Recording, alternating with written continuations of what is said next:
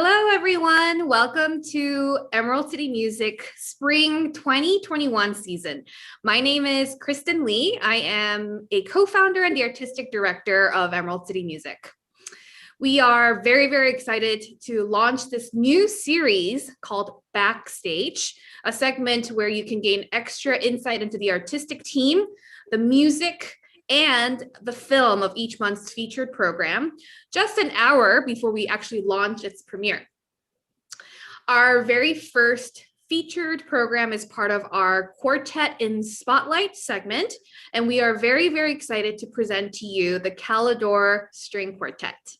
The Calidore String Quartet is one of the most sought after string quartets of today.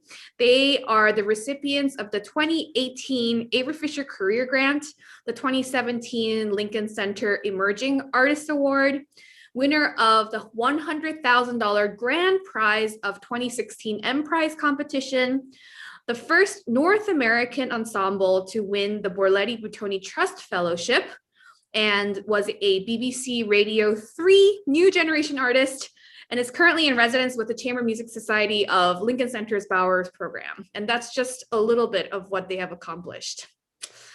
And one of the very unique things about what we're presenting this season is the collaboration of music and film. So we're very, very delighted to also work with film director and cinematographer, Zach James Nicholson. Zach works in both fiction and nonfiction filmmaking. He has recently shot the documentary Fauci for National Geographic Films, Memory Games for Netflix, and has an extensive history of collaborating with musicians and telling stories within music. His recent works in music film includes Vox Ominis about George Crumb, Plan and Elevation by Caroline Shaw and the Attaka Quartet. And I've also had the wonderful fortune to work with Zach many times, and we're very excited to share some of his work with all of you through Emerald City Music. The first program for this spring season is titled Babel, which is the title of the Calidore String Quartet's latest album that was just released this past October. We'll make sure to talk about that, but I want to first welcome violinists Jeff Myers and Ryan Meehan, violist Jeremy Berry, Estelle Choi, who's the cellist of the Calidore String Quartet, and filmmaker Zach James Nicholson. Hi, everybody. Hello. Hi, everyone. Welcome. Thank you so much for joining us for this very special insight into a little bit of what we're going to be sharing very soon. We're so excited to share with the world what we've been working on, I guess, this past week. So before we talk a little bit about the whole process of the filming of this performance, I want to get to learn just a little bit about the Calidore String Quartet. So Jeff, could you tell us a little bit about how your quartet, the Calidore String Quartet, was formed? Sure thing. So it actually started in, I guess, before 2010, which when we were officially founded. But Estelle and I were playing in a string quartet for class credit at Colburn, and we enjoyed it a lot. And at that point, we're like, oh, this is kind of fun. We should continue to do this. And at that point, we scared off the two other members of the quartet. So it's a duo at this point. And then at that point, the school provided us an opportunity to perform at the Broad Stage in Santa Monica, and Jeremy was joined the quartet at that point, and there was another violinist, and it continued on that we still really wanted to kind of give it a go, and we entered the fish-off competition, and we ended up being very fortunate to win that competition. And at that point, we scared the other violinists off. We're very good at scaring people. And then I couldn't think of anybody else that would be better for the job other than the person that I competed against in high school in other string quartet competitions, Ryan Meehan. And yeah, we've been at it ever since. So it's been quite a journey. Wait, so you and Ryan have actually known each other for a long time? We've known each other for a very long time. Yeah, way back. Yeah, we both, Ryan lived in Chicago and I lived in Columbus, Ohio. And we competed against each other in high school, and then we ended up going to the Aspen Music Festival in school. Actually, a fun story. We went to go see. I went to like all the concerts that I could go to when we were at Aspen, and Ryan and I attended the Takash String Quartet. I remember Anton Nell was the pianist, and they played Brahms Piano Quintet.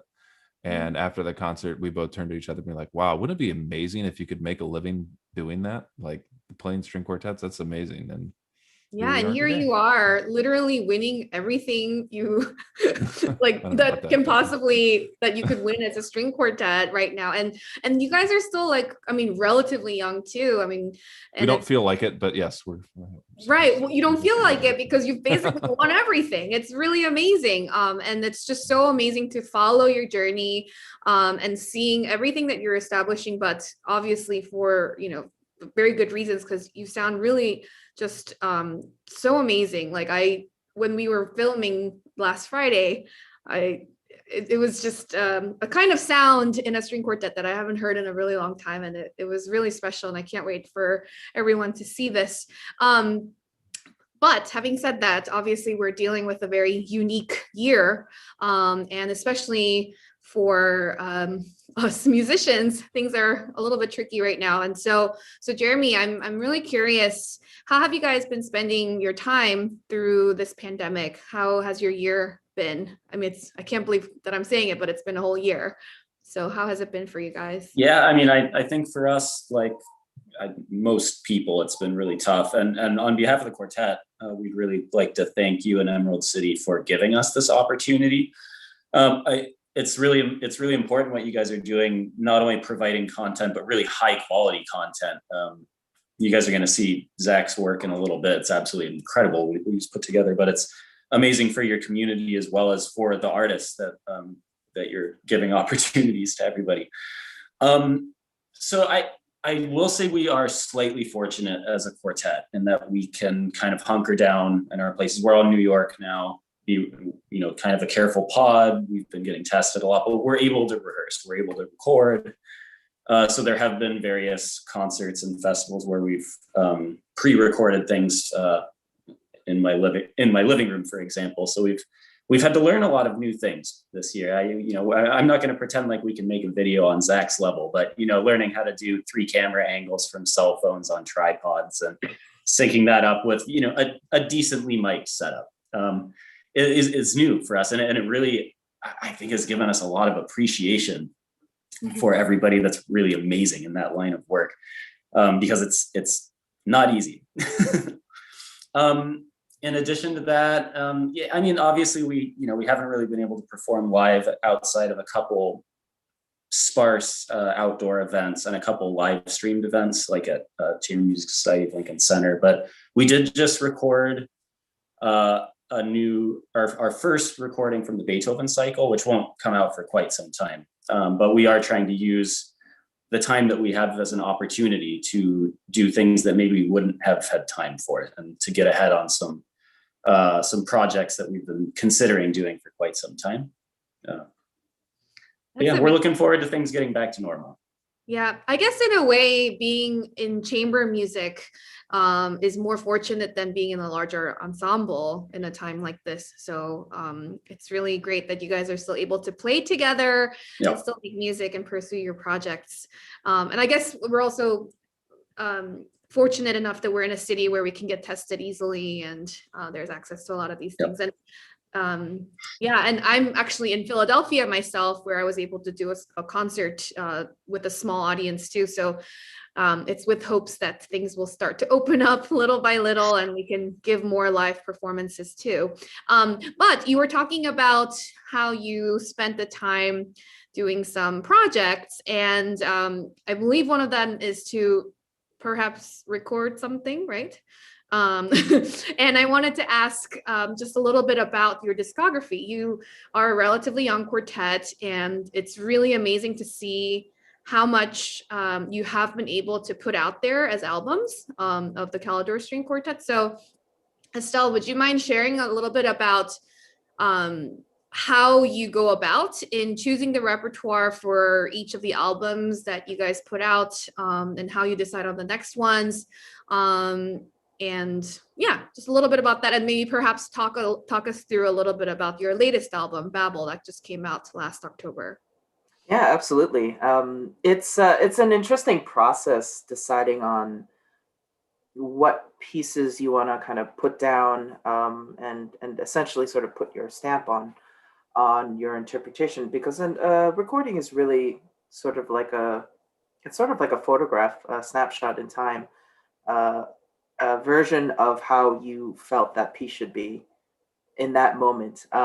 It's interesting to sort of go back to some of our earlier recordings, even recordings that we did recently, and know that those ideas change all the time. So one of the main avenues from which we decide to pick repertoire is finding pieces that really resonate with our musical ideas, pieces that we feel have reached a certain point where, of course, it's constantly evolving. You can always, the perfection process never ends. But generally, when we reach a consensus on feeling very confident, as confident as you can be in a piece or in a collection of pieces, and then we try to group them in a way that well makes sense, that it feels that the album feels balanced. In this case, with our newest album titled Babel, it's really a sort of exploration into language and how composers speak through their music. In other cases, it's been pieces that, like if I'm talking about our debut album, those were really pieces that helped us form our quartet identity.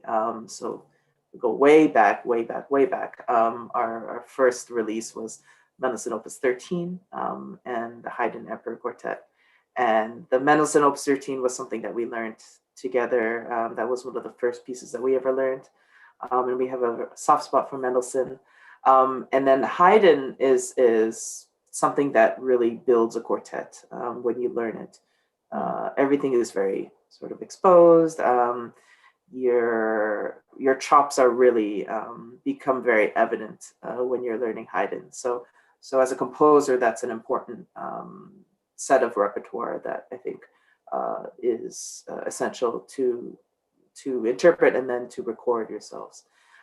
So yeah, it can take different avenues. I know for one of our albums, a label actually approached us and asked if we could play a program that was influenced from World War I. So in that situation, we then picked certain pieces that grouped together well on that album. So that included Hindemith, an unknown composer, de la Presse,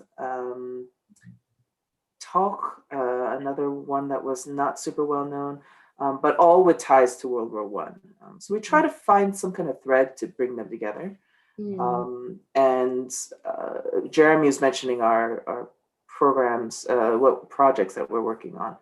And our next endeavor is actually the Beethoven cycle. So we've been fortunate enough to be able to start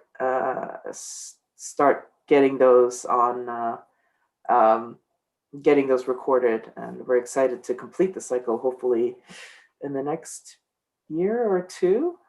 Okay, that was because I was gonna ask when quartets record something like the Beethoven cycle, I was always curious how much time you put into doing something as massive as that. So but I guess you're sort of putting like not like a deadline, right? Because you want to get the best product out, so you're allowing yourself to have more time than not. Right? Yeah, and we're very lucky to be working with a wonderful producer, and so you have to sort of work around that as well in terms of the timing, and given our situation during this pandemic, venue availability is also limited, so you have to factor that all in, and then of course just physical well-being, not to overload yourselves too much by recording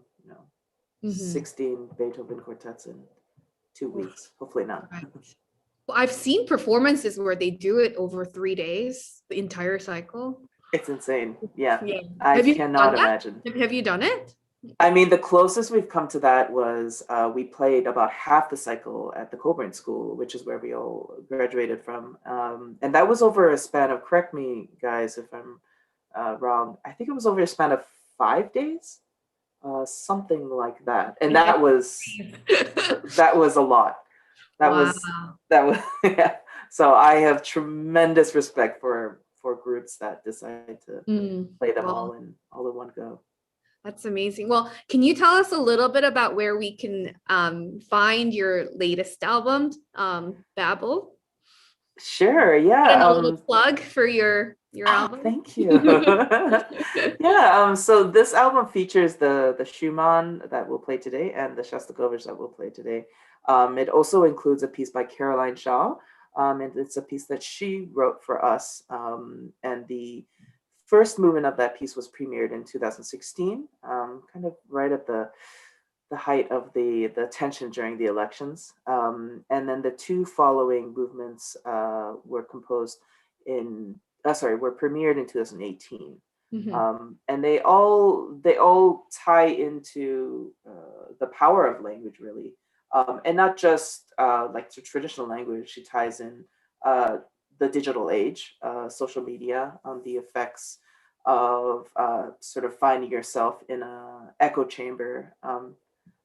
What can often happen when you find like-minded people on the internet, and all you hear is one side of things, and you kind of hear that on a loop. So she addresses that in one of the movements as well. And this album is available. You can purchase the physical copies online on, I think, most major retailers. You can also visit our website that will direct you to either, if you would like to stream it on Spotify, or if you'd like to buy digital versions for download or physical copies. Those are all available online. So go out and get your CDs. Awesome. And we are very fortunate enough to hear two of those pieces on the album on our stage today. So Ryan, can you tell us just a little bit about what we'll be hearing and just a little bit about the history of each of these pieces? Sure. The first piece on tonight's program is Schumann's Third String Quartet. And as some of you probably know, Robert Schumann, and later his wife Clara Schumann had one of the incredible love stories of music history. But it didn't start out so well for them, because when their courtship began, Clara, who's younger than Robert, was also the daughter of his piano teacher, Friedrich Wieck. And Friedrich was not exactly over the moon about their courtship. And in fact, when they announced their plans for engagement, he sued them. And they were in a long legal battle over this, which eventually love prevailed and all was good. And just the summer or two after that was one of his most prolific for composition. And he wrote a lot of our favorite Schumann chamber works, including the three-string quartets, really almost simultaneously, which is perhaps evidence of the relief of being through that difficult period in his life. Though Schumann, for much of his life, was tortured in many ways. I'm sure many of you know that he suffered from mental illness at the end of his life. And this work is incredibly optimistic, and it is an homage to his wife in many ways. It features prominently in the first movement what we now refer to as the Clara theme, Clara. And you'll hear that in the first violin in the beginning, and then it's passed through the group and developed in all kinds of ingenious ways that only a great composer like Schumann could do. The second movement is really playing with our sense of rhythm and the off-kilter nature of the offbeats, and trying to find things that are seemingly upside down and then seem right side up. It's kind of quirky set of theme and variations, but has one of the, I think one of our favorite moments in the literature. One of the last variations is pretty much like 19th century rock and roll music. And the third movement is really tender, heartwarming, very typical of the developing romantic style of composition, very free. And the last movement is a very raucous and joyous, again, kind of playing with our sense of rhythm and what's the downbeat and everything at certain points, especially in the coda of that movement. But it's really, really brilliant, virtuosic, and we really enjoy playing that work. We've played it quite a bit, and we're glad to have finally had the chance to record it and now to make an awesome video for Emerald City. Awesome. And then the second piece on the program is quite different, Shostakovich's Ninth String Quartet. This was written in very different circumstances, and Shostakovich had premiered his 13th Symphony, Baba Yar, which was disliked strongly by the Soviet regime and the culture administration, and was censored because of the texts that were used in that, where he basically was pointing at the government and accusing them of their anti-Semitic policies and things of that nature. And he didn't write for quite a bit of time. He was quite devastated after that bout of censorship. Mm. And this was the first piece that he wrote for the stage after almost 2 years. Wow. And actually, in the context of his quartets, if you're familiar with them, surely there are some that are even more optimistic sounding, but this is one of the more optimistic, triumphant ones. There are some that are really, really quite depressing.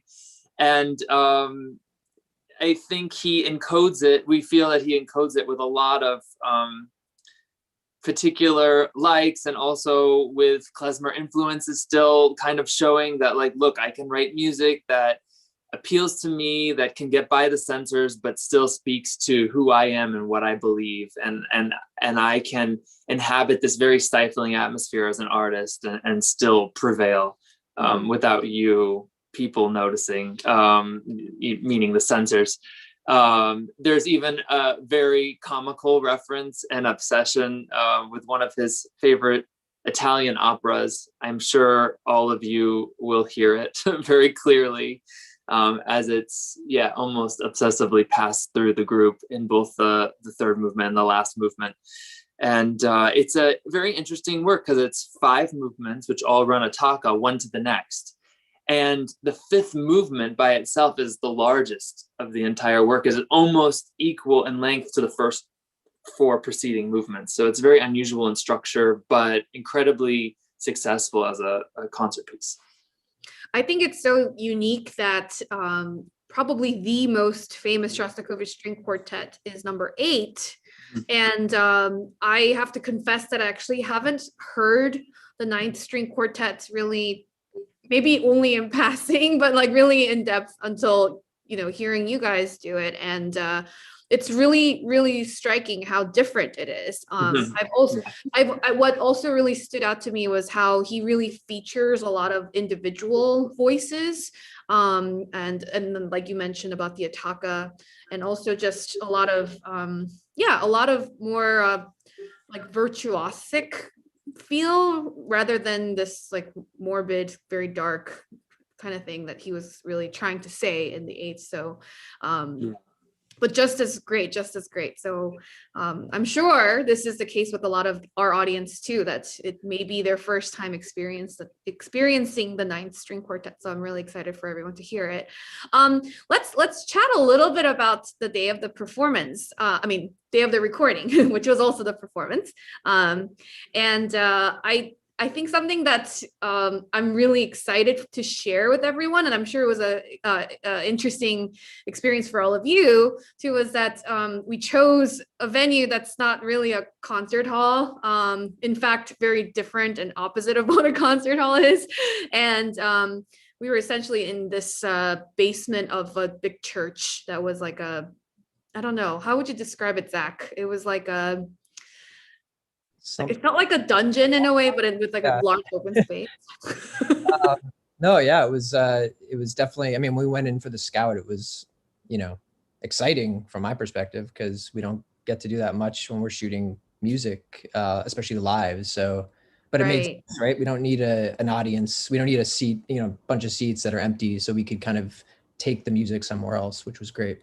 Yeah, absolutely. So yeah, and it's one of those things that, if we can't be in the halls right now, why not play in places that are not concert halls? And so kind of took that idea for Emerald City Music's performances this season. And Zach, I want to ask, once you saw the venue and when you met the Calidores and heard their album and knew what was coming, tell us just a little bit about what you were envisioning, and tell us about the day, the whole process, and what you had in mind. And you're an amazing storyteller within the music and through music. So I'm curious what you had in your mind to bring to the world. Yeah, well, first off, I just have to give you a lot of credit because you right off the bat, you said sort of like, I want to give this to you and just let you do something different. And, we've worked together before, but it's still refreshing to hear that from, a presenter. So I really appreciate that sort of trust. And I think it allows for interesting things to happen. So, but, Shostakovich, you go to a basement and it sort of makes sense, right? Like, it's like this, there's something heavy. And so it was sort of like off the bat, it was like, all right, we can do something here that's different. And, first thing I started thinking about was lighting, just how can we make this kind of give it some shape, and these walls and everything had a lot of character to them. So that was sort of my first thought, and trying to, light it like you would light a film scene as opposed to a stage, which is always great. And I've, brought in some great collaborators on my end who I love working with. And so from my perspective, it was just pretty, exciting. But, like in terms of what I look at and think about when I'm shooting something like this, I kind of consider myself like a documentarian of the artists creating the music. Mm-hmm. So it's like I would go into any other documentary shoot where I'm kind of looking at characters and interactions and emotions. So a lot of it's really kind of setting yourself up for success while you're shooting it, and just sort of reacting in the moment in real time to what's right in front of you. So, it's funny because usually the face is so important for that. And obviously, like COVID times, people are behind masks. But one thing I've noticed is the eyes still tell so much. And so from my perspective, like I was actually, they were almost more powerful because that's all you see. Right. And so I thought there's some really powerful moments, I think, in the film with just eyes and instruments and music. And so, so I it was like a challenge at first, and then it actually became, I think, something that was beneficial to the end product. But yeah. I want to mention to the audience that the space allowed us to have just like a very lit room or a completely pitch black room. So the lighting in itself that you're going to be seeing in the film is very much part of the creation of what Zach was doing with his crew. So just super quickly, I'm curious, any of you guys, what do you want the audience to take away from experiencing this performance? Jump right in. Share with us. Well, I think it's just it's a really unique space, and the clips that I've seen are just unbelievable, Zach. Really amazing. I could not have envisioned that day when we were playing how awesome it would look. And I mean, especially for the Shostakovich, it's just really like this perfect, like gritty, dark setting. But just to consider the context, I guess, in which these composers wrote these works, and especially I feel like the Shostakovich is particularly pertinent and dealing with difficult times, and how art lifts us up, regardless of how crazy our reality can be, and unbelievable at times. So it's the purpose of art. Yeah. And Zach, you wanted to add? Well, that? I mean, I was going to say interaction, like, just I think it's such a joy. Like quartets are like some of my favorite to shoot because they have an inner life already, and when you're seeing them and they have these like jokes, and even behind the mask you can tell that they're smiling sometimes. So like I think a lot of that really comes through, and it just you can tell that they're loving to play this music, and I think everybody will. Yeah, absolutely. So if you don't have your tickets to access this performance yet, you can visit www.emeraldcitymusic.org to get your ticket for just $20. Or if you want to share about Emerald City Music on your social media, you can actually access this for free. So more information about that is on www.emeraldcitymusic.org/share. And then you could access it for free. This performance will be available to view until March 18th. So please spread the word. If you really enjoyed the performance, please share with people and your friends and your loved ones to experience this incredible work by the Calidore String Quartet and Zach as well. So thank you guys so much for being with us. We can't wait to see the premiere in just half an hour. And thank you for joining me today. And we'll see you very soon, and have a great evening, everyone. Bye-bye. Thank you. Bye. Bye. Thank you.